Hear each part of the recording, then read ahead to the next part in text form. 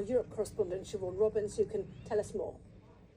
This was the Nazis at their most brutally efficient when it came to the extermination of Jews, but also Poles, Roma and Sinti. Now, I'm outside Auschwitz main camp, Auschwitz 1. This was a former barracks that was the beginning of the Auschwitz concentration camp complex. And it was here earlier today that we saw 50 survivors returning to remember those that they lost, laying candles and flowers. But as you say, this is just one small part of this horrendous complex. As the killing machine here was stepped up, the complex was expanded to that sprawling mass of the Birkenau camp where you are.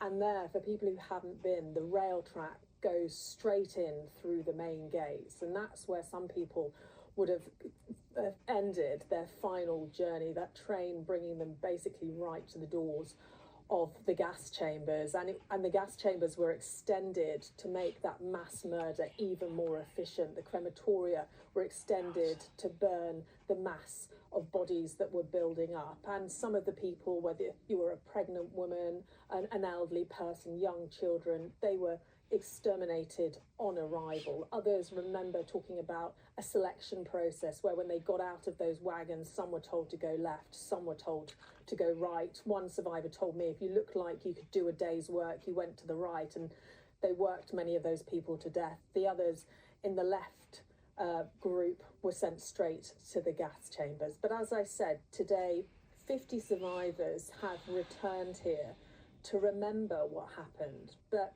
that is a much smaller group than we saw a few years ago. And among those who couldn't return or chose not to return this year is Simon. And he's one of those who actually managed to escape a train as it was taking him and his family to Auschwitz. This is his story.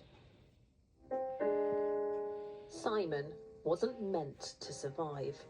As a child, Nazis sent him to die. He remembers the day evil came to his door and took him, his mother and sister away. The doorbell rang and all three of us froze. The front door opened and two men entered shouting, "Gestapo, papers."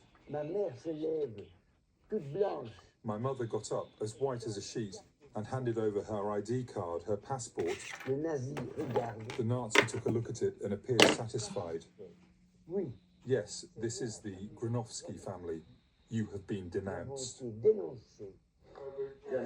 Simon was just 11 when he was arrested with his mother